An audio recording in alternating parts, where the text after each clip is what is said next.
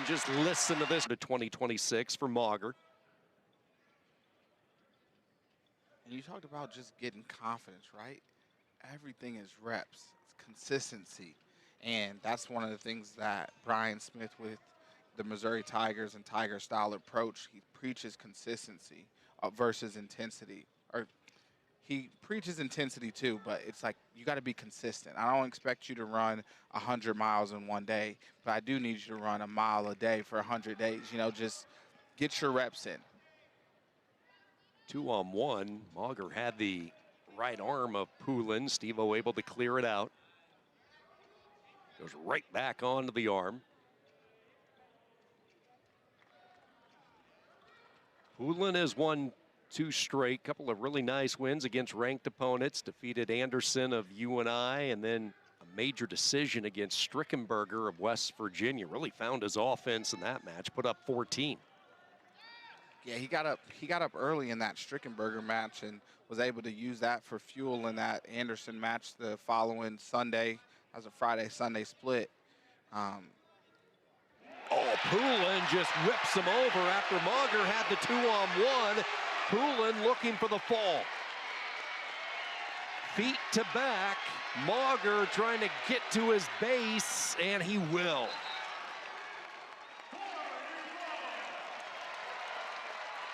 A 7-point bomb uncorked by Steve-O Puland. And that's what happened in that Strickenberger match. Growing up, we weren't too far from Columbia, and so I got to spend some time in that room. Nice lift and return right there from Puland.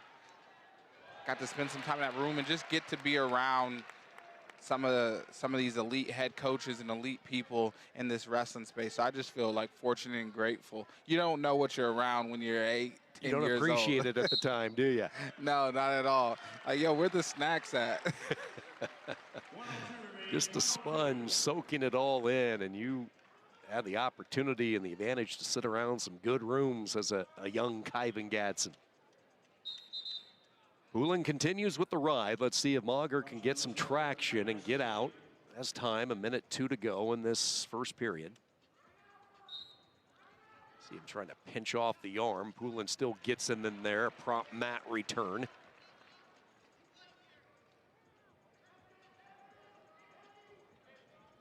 Sticks in the half, has the tight waist. Now a thigh pry along with applying the leg. Puland trying to get his right leg in there. Max Mauger up to his feet. He hasn't had any luck breaking this. That half still applied for Puland. 30 seconds to go.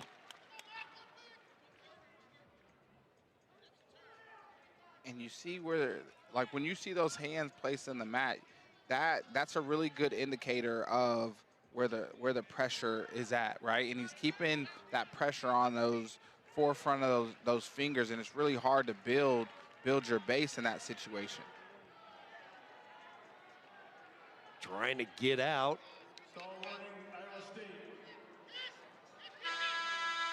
And the period will come to an end. Minute 29 of riding time for Steve-O Puland, and he behind the 7-point move, the pretty much feet to back, the 3 and the 4. That's been the only offense. It was a quick burst. Here Puland wasting no time. He is up, and Steve-O Puland is away. So a quick escape. He goes up 8-0 into that bonus point territory that we were talking about. Minute 22 of riding time as well. This is going to be crucial. It's like, all right, Mac, where are you going to get to? You tried your 2-on-1 post to the double, got a little bit out of position. Puland was able to capitalize on it. It's like, all right, how can you find your angles, break through that posture of Puland, who's a veteran, right? He's been here before, been late in the season, and he's always seemed to come on really strong at this point in the season. Won a Big 12 championship earlier in his career. That was back in 23. Placed 5th a year ago for Nickerson in Northern Colorado. 3 years at Northern Colorado and Greeley. Started his career with Pat Popolizio at NC State. Spent just one season in Raleigh. Both he and Vinny Zerb in a 1-2 punch. Former Bears, now Cyclones, and they have really filled a couple of holes in this lineup card this year for Kevin Dresser. And I think that's been one of the positives, right? Puland came out of high school, high recruit, decided he was going to go to NC State. Wasn't the right fit for him.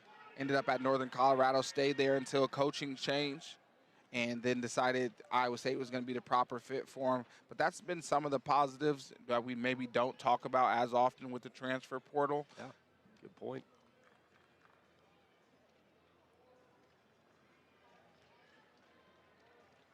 And sometimes hitting the portal is a little bit easier after you build a relationship with a coach and that coach leaves. Absolutely.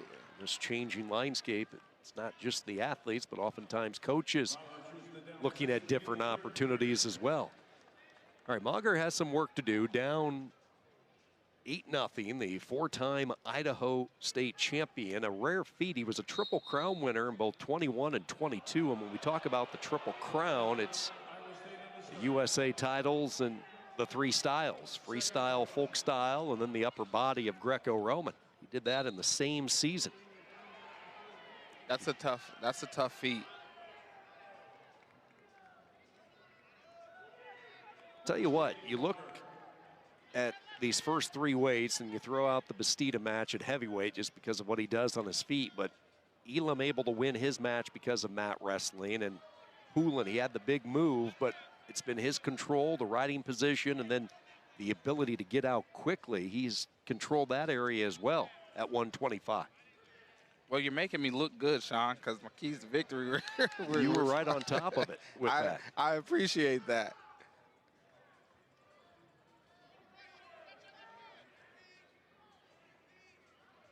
Mauger had a nice win earlier this year over Spencer Moore of Illinois. Coming in, he's lost two tight ones. Sudden victory to Hendrickson of Oklahoma, and then a 4-1 setback to Strickenberger. So offense has been a little bit tough of late for Max, and that has not improved here today in Ames, Iowa. Nice straight double attempt. It wasn't there. Oh, ducks in. Sprawl back by Mauger. Mauger working on the arm hard. Left arm of Puland, driving him near the edge. 33 seconds to go. Keep in mind, riding time is locked up now, so Puland has the riding time point as well, which would be an additional bonus point for Iowa State. So if you're Mauger, you want to go after a takedown here and, in essence, gain a point for the Tigers.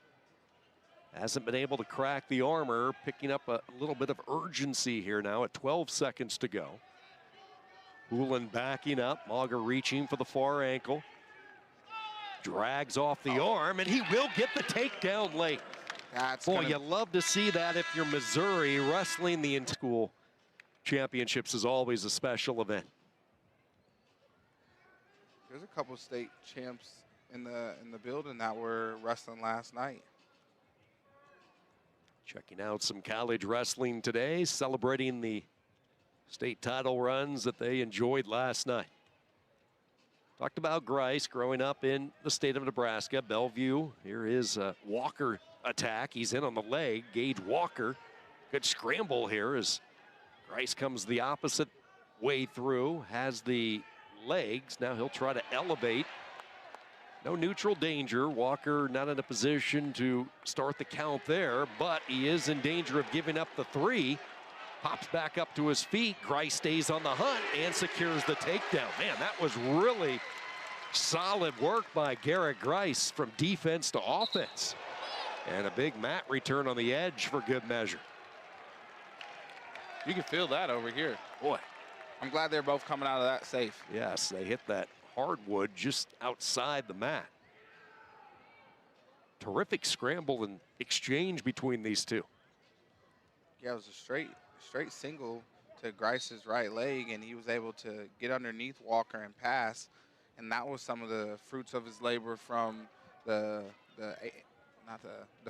Faber match, or Farber versus UNI, is how he was able to collect some of those opportunities and get some points on the board.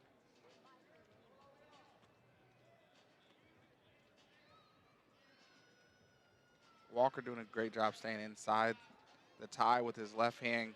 Grice kind of comes over top with that right hand.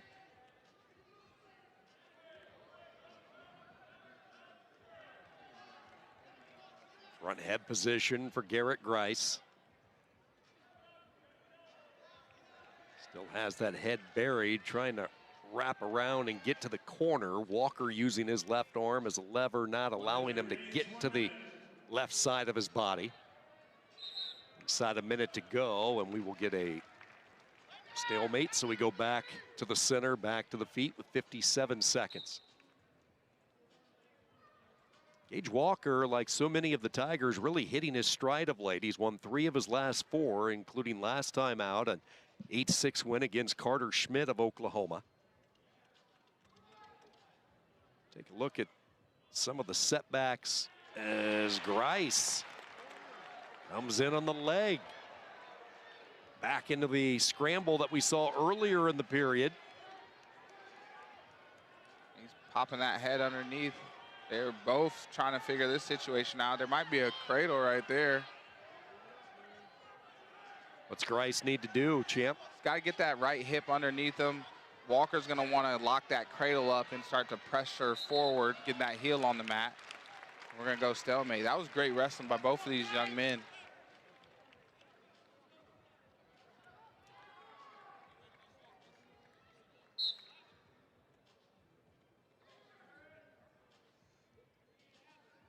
Great wrestling, especially short time. They're both looking to score, creating opportunities. 25 pounds last season, where he went 11-11, and he was given some dual competition, 7-7. Keep in mind, he was thrown into the starting lineup as a true freshman following the medical retirement of Noah Surton. Part of the 2024 recruit class for Brian Smith, 4-time Oklahoma State champ.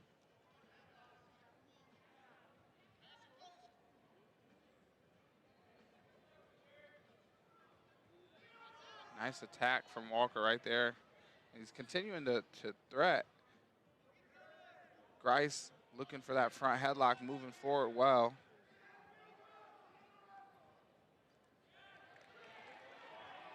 Straight single, goes to the body. Great move forward, goes straight single, builds up to the body. And that threat of being able to take someone feet to back is enough to be like, hey.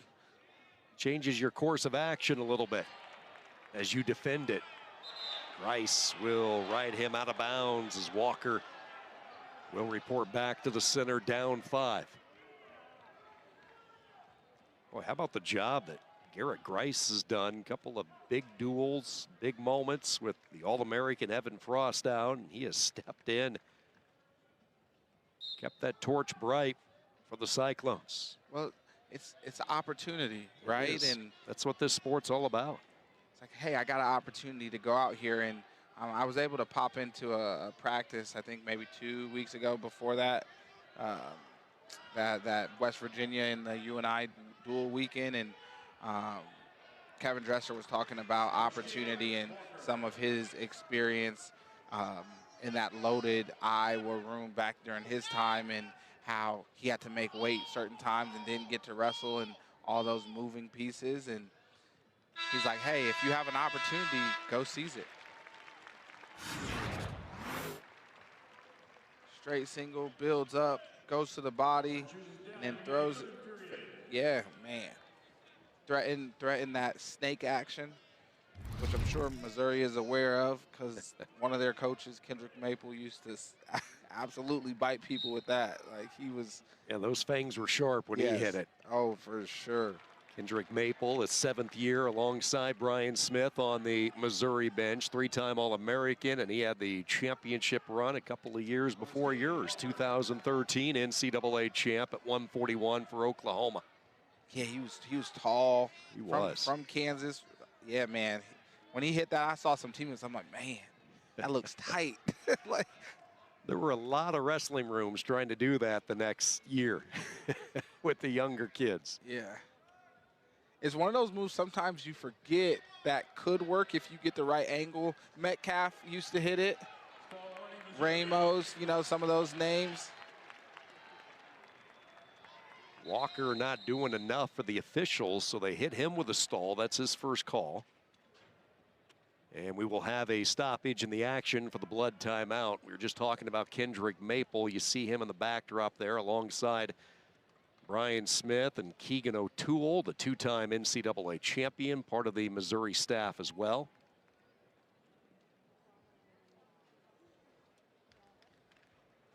Quick cleanup, both wrestlers back, a minute 13 to go. Walker down 3. Minute 11 riding time as well for Grice.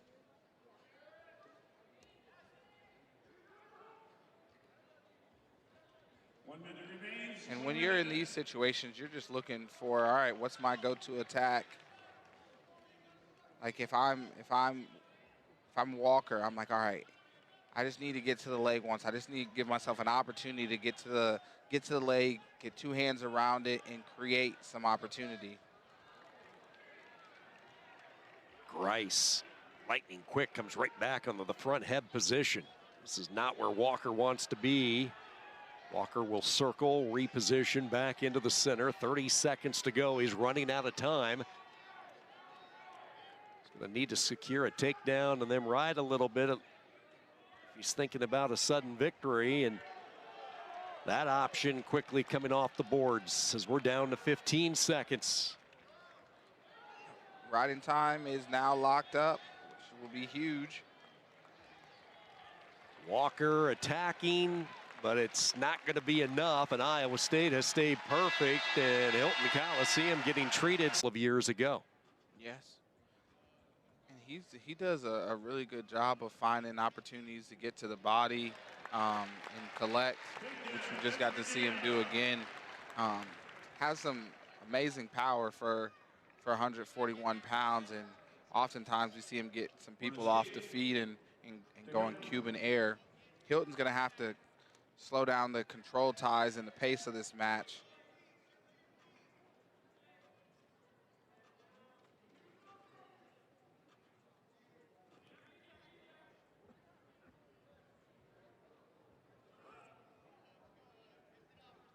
When I think about what's important for Echemendia, he was one of our wrestlers to watch. It's we saw him in the UNI duel. He came out with an amazing pace, and his opponent at UNI was able to weather that early storm and get some takedowns in the late period. But it's figuring out that pacing and energy conservation when appropriate in big time matches.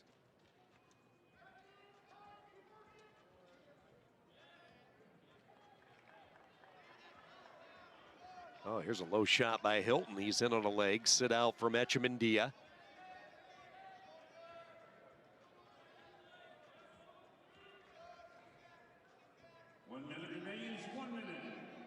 I think this is going to go to a stalemate potentially.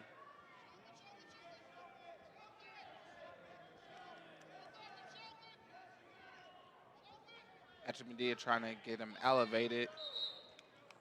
There's the stalemate you were anticipating. 47 seconds, opening period. Echemendia, the early takedown. Been a long road back. It started really in December of 24 for Echemendia. 4 surgeries. He suffered an ankle injury, broke 2 ligaments that support the ankle, so they had to put a metal plate inside just to keep it all together. He chose to have a minor surgery initially to straighten the ankle, and that was going to be a quicker recovery than what a sprained ankle might actually have been. But as he was healing up and ready to go last January, he got a staph infection. He was put in the hospital for over a week, and he was off the mat from December all the way through June. 2 more surgeries to remove the rod. So he has just been through the gauntlet for the opportunity to come out and wrestle in the same All-American form that he had a couple of years ago. And I think one of those situations can do a lot for you. And I think for Anthony, it just gave him a different perspective and appreciation. Sometimes the grind of wrestling can become a little bit overwhelming, or it's just like, man, you have this love-hate relationship with this sport. And I think when you have that sport taken away from you and you don't have the ability to do the things that you've come accustomed to and enjoy doing, it just can give you a different level of gratitude and appreciation. And it seems like he's consistently wrestling with gratitude and speaking about it at a very high volume. Certainly can refresh your approach with the sport and make it fun. Easton Hilton trailing 3-1, second period. Hilton will choose down as we go back to the takedown from Echemendia. Yeah, great takedown right there. And Hilton's been able to hold position really well after that first takedown. Again, once you feel it, it's like, all right, what adjustments can I make? Easton Hilton, three-time Missouri State champ. Wrestled for both Dustin Brewer and Bricker Dixon at Liberty High School, bringing them 3 titles. This is a young man that moved into the Missouri lineup in late January, and back-to-back tight losses. He's lost 4 straight entering today, and he's been a tough one to score on. Oklahoma's Tyler Wells, a 3-2 loss. West Virginia, he ended up on the short end, 4-2. So one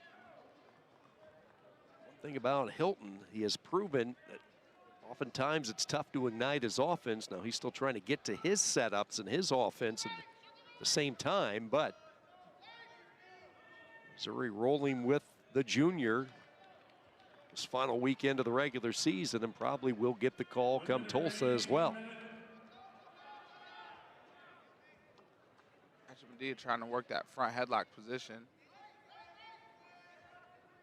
Ivan, when you watch Easton Hilton, what has he done to slow down the pace of this match? How has he taken out what Echemendia really wants to do when it comes to flow?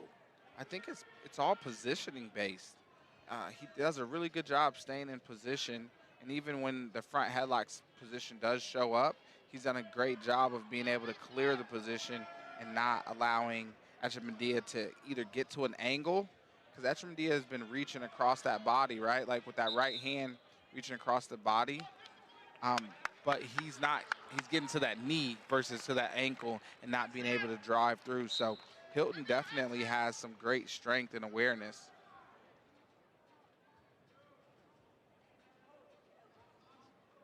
Echemendia forward pressure down to 10 seconds in this second period. Short time, and how about the first couple of periods for Easton Hilton on the road, and he will head into the third down a point to the number 3 wrestler in the country.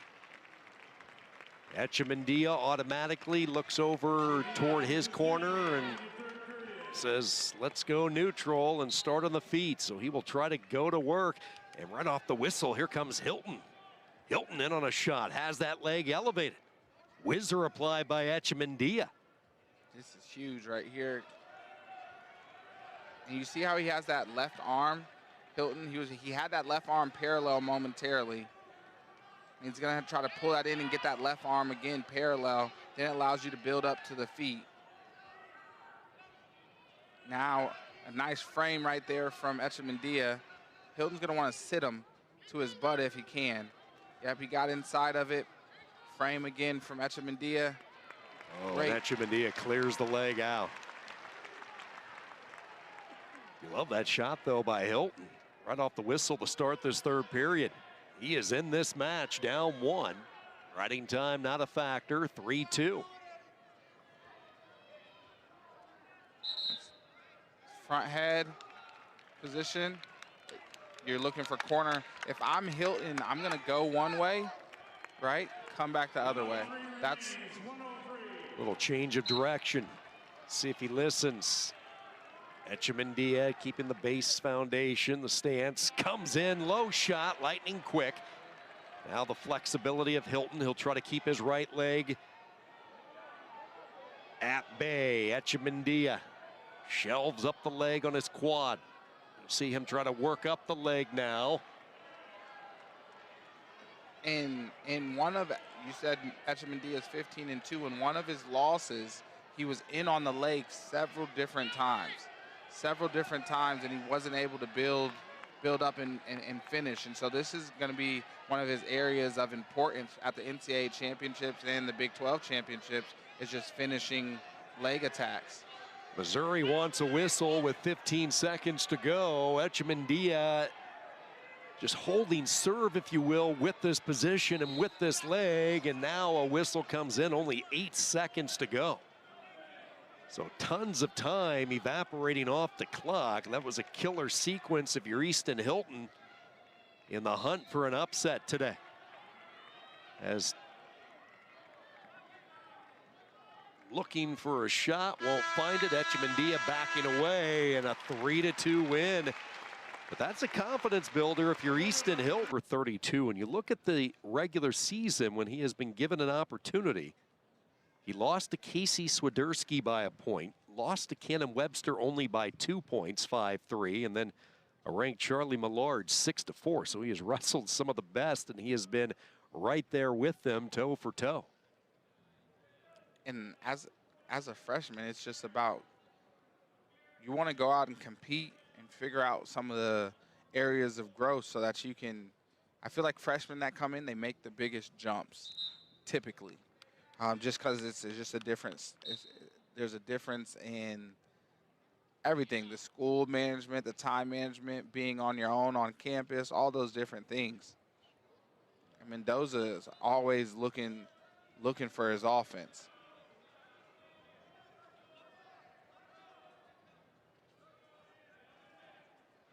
Gonna drive right here. He's gonna have to circle. And a stall call on Frost, and that was all initiated by the aggressiveness from Mendoza. Yeah, and you can hear his coaches talk about like cutting off the circle, right? Like in MMA, like in boxing and stuff, they talk about cutting off the ring and the cage, and I think you're starting to see some more of that come into wrestling, just with like footwork and timing, some of that like language.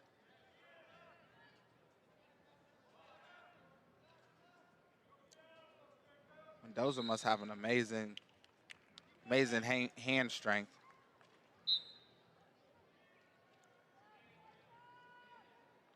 Definitely not opposed to being physical, which I like.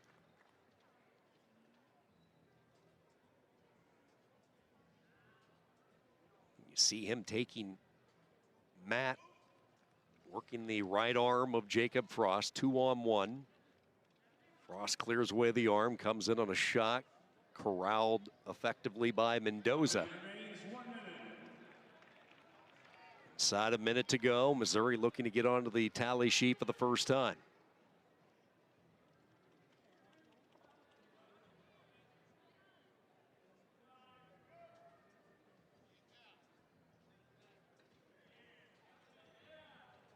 Another shot right there from Mendoza, going waterfall. Ooh, this is big.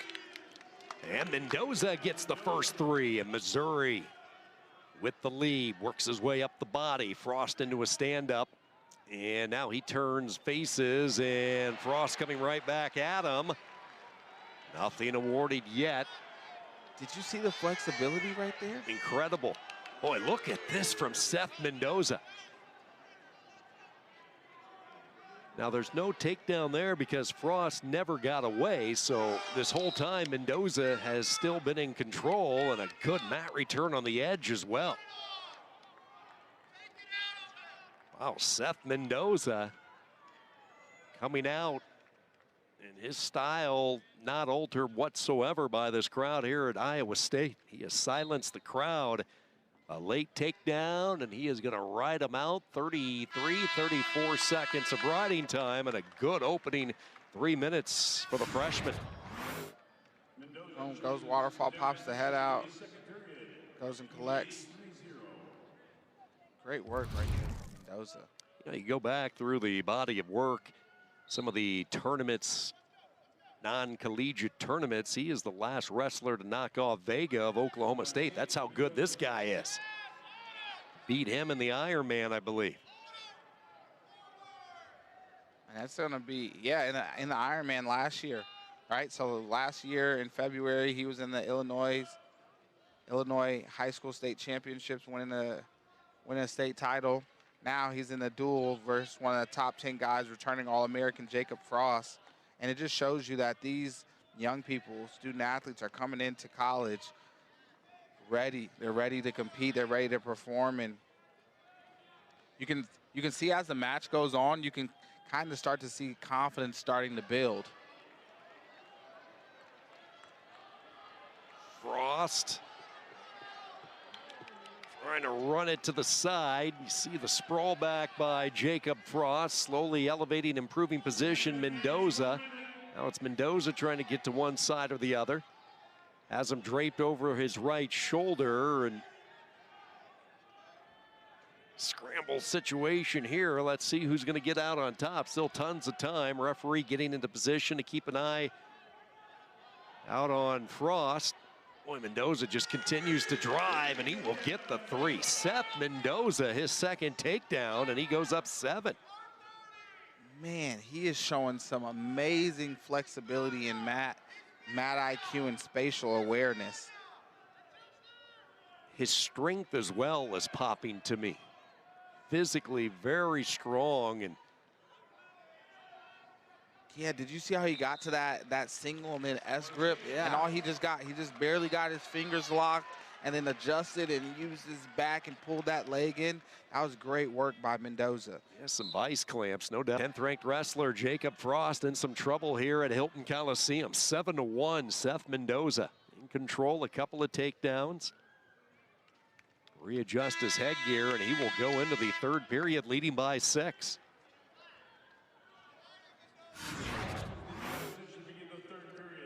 Right there, gets that leg split and then goes and hooks bottom leg. It's a great story with Seth Mendoza.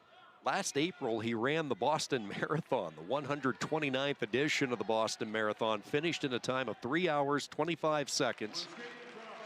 He actually filled in for his father, Mike, who had traditionally run the race, but Mike was injured, so Mendoza stepped in for his dad, and that's kind of his mindset. He thinks he can do it all, and he might be right.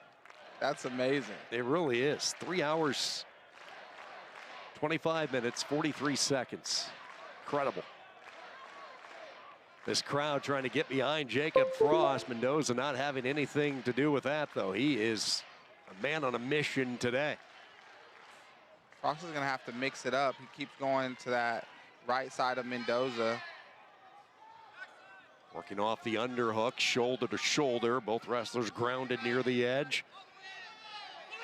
Wouldn't be surprised to see Mendoza try to drag him back in where he has some room to work. If anything, this is just eating clock as well. So this is a true advantageous position if you're Seth Mendoza. And the referee will stop it. That's a break for Frost. He gets a restart in the center with 51 seconds to go. Mendoza over a minute of riding time. Yeah, look at Mendoza's like physical. I like his physicality. Frost's gonna have to find some opportunities to go one way and the other way. He's not been able to break through the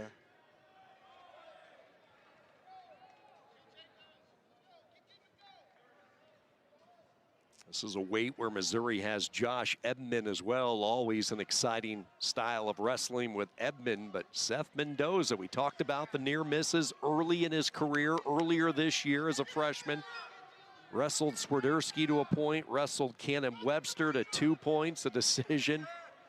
And now he is going to deliver a signature statement win for all of the country to hear that he has arrived. The freshman Seth Mendoza takes down Jacob Frost with riding time. It's an 8-2 win for the Missouri Tigers.